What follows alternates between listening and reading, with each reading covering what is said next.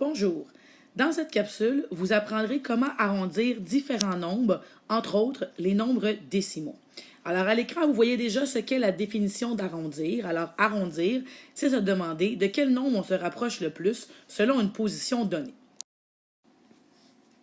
Alors le premier exemple que je vous propose est le suivant.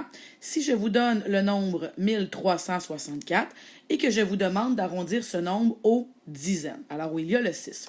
Ce que ça veut dire en fait, c'est qu'on me demande est-ce que ce nombre est plus près de 1360 ou est-ce qu'il est plus près de 1370? C'est la question qu'on nous pose. Évidemment, on pourrait réfléchir et trouver la réponse directement, mais si on y va vraiment avec la stratégie, là, voici comment vous devez procéder.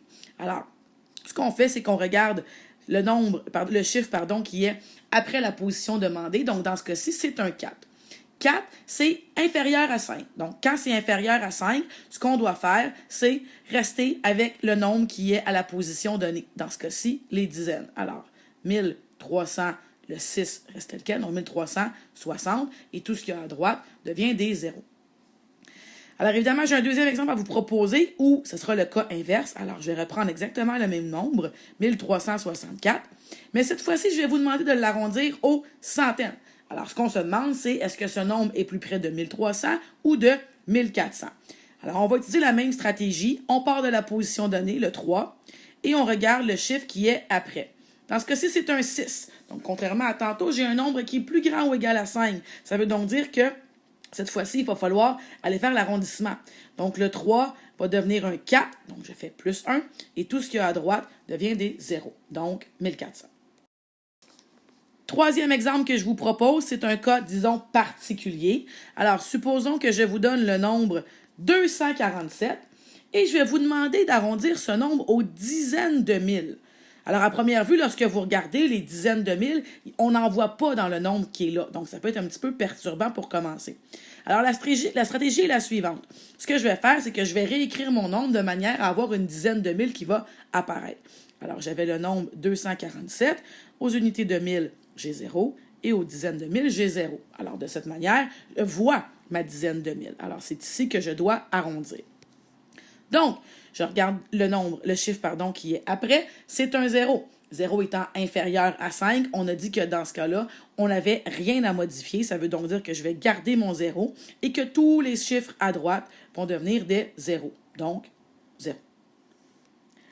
Par contre, quatrième exemple, si je vous donne le nombre 999 et que je vous demande de l'arrondir à l'unité de 1000, même principe, on ne voit pas de chiffre à la position des unités de 1000, donc je vais le réécrire de manière à avoir un chiffre à la position des unités de 1000, et cette fois-ci, je vais être en mesure de pouvoir faire l'arrondissement.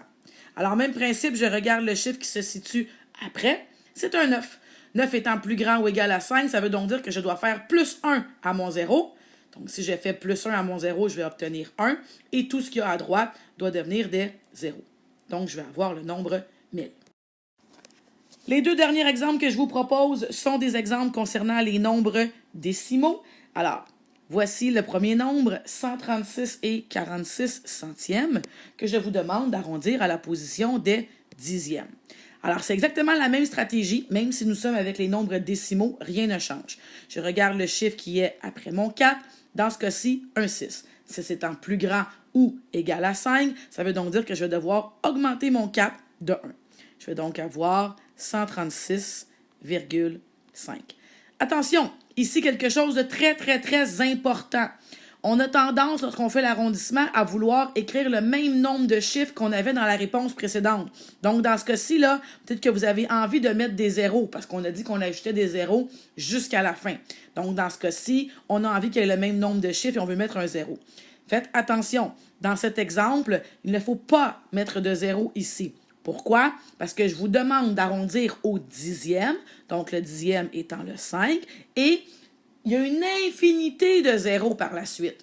Donc, quand on va arrondir au dixième, le dernier chiffre doit être les dixièmes. Donc, c'est un petit peu différent qu'avec les nombres entiers ou les nombres naturels. Je vous fais un dernier exemple juste pour être sûr que tout le monde comprend bien. Alors, allons-y avec 145 et 327 millièmes. Donc, même chose, je vais vous demander ici d'arrondir au dixième. On regarde le prochain chiffre, c'est un 2. Inférieur à 5, Donc, mon 3 va rester tel quel, ce qui va me donner 145,3. Même raisonnement que tantôt, vous avez peut-être tendance à vouloir ajouter les fameux zéros qui sont ici, mais pour le même raisonnement qu'à l'exemple précédent, on n'ajoute pas les zéros. La réponse finale est vraiment 145 et 3 dixièmes. Alors voilà, bonne pratique!